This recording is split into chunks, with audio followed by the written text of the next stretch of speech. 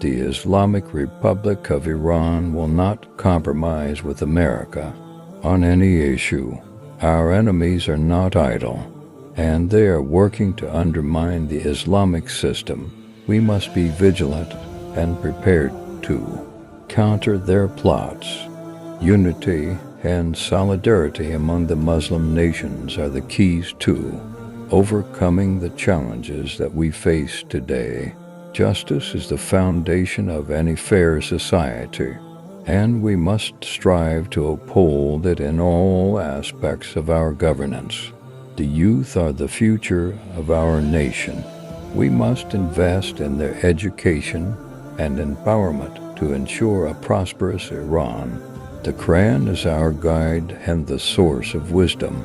We should turn to it for guidance in all matters.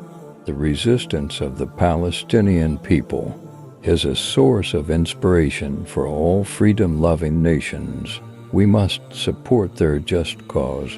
Iran seeks peace and stability in the region, and we are ready to engage in dialogue with our neighbors to achieve this goal.